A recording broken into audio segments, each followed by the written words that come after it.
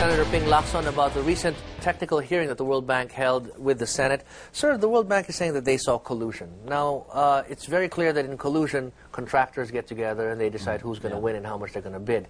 But can collusion occur without the participation of DPWH officials or government? Of course not.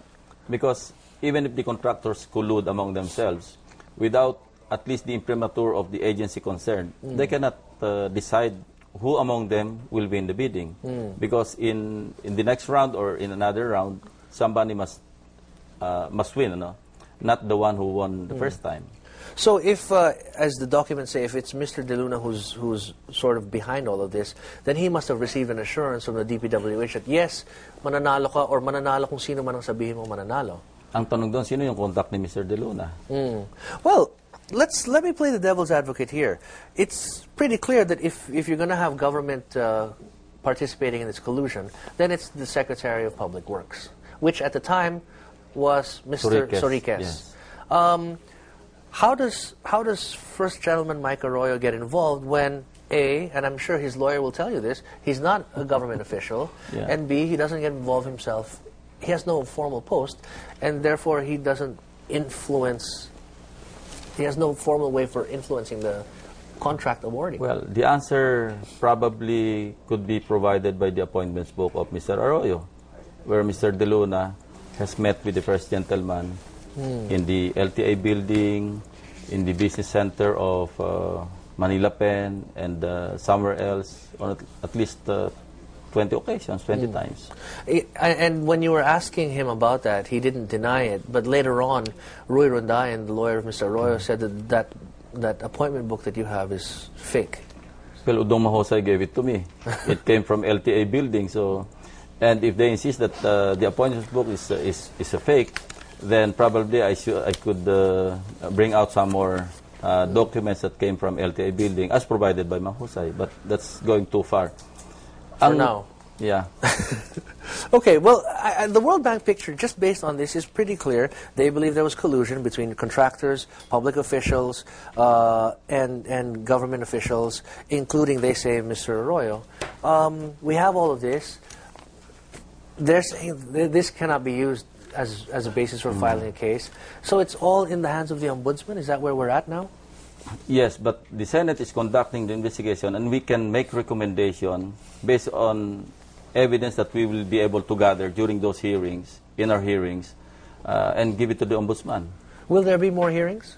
I think so, because we filed a resolution, and it was referred, another resolution, by the way, and it was referred already to the Blue Ribbon Committee, because we'll tackle the aspect of accountability of public officers.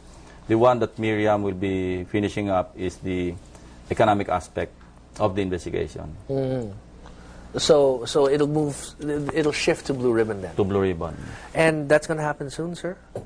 Very soon, because it was already referred. There was already referral. Because where else can this go? I mean, you have pretty much almost all the documents that the World Bank has generated have ended up in either your hands or my hands or somebody else's hands. So the information is out there. Well, there are at least 50 people interviewed by the World Bank. Kung makakuha lang tayo, Ricky, ng 5 doon, palagi ko we have at least probable cause. Who will or who are willing to execute affidavits.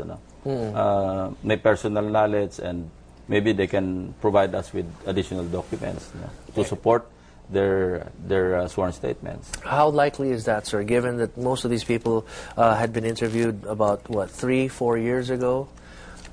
Well, we thought the fertilizer scam would, we cannot gather any more evidence until Richard Gordon headed the Blue Ribbon Committee, and we got hold of Paule and then the others who testified. So there's still some way to go as far as this investigation. Well, we should not stop, Ricky, because that's what they want us to do, to get tired and stop investigating, stop exposing, and sinong mawawalan dito, because the misery of the Filipino people really is, attributed to a lot of corruption in government. Without corruption, siguro hindi ganitong kahirap yung buhay ng mga Pilipino. The World Bank has offered to help the Ombudsman if she wants to go after this case. The indications are that she doesn't want to go after this case, but would they be willing to help the Senate, which is, if you think about it, not really an investigative or prosecutorial body. One might argue that they're not the proper body, but would they be willing to assist? Well, it's the other way around. The Senate will help the Ombudsman. Or help the let's put Ombudsman it do this way, what? to conduct their own investigation based on whatever evidence the Senate may gather. At ibigay namin sa Ombudsman, and then Ombudsman just maybe pressured by the Senate, by the evidence that will give By them. which senators? Not all of them. Yeah, not all of the senators, but we can do something about it, really. All right, Senator Ping Lacson, as always, a pleasure to see you again, sir. Thank you for coming. My pleasure. Thank you. Feel free to post your comments. Check out my blog, www.rickycarandang.com. I've written about this World Bank issue on that. That's The Big Picture tonight. The World Tonight is next.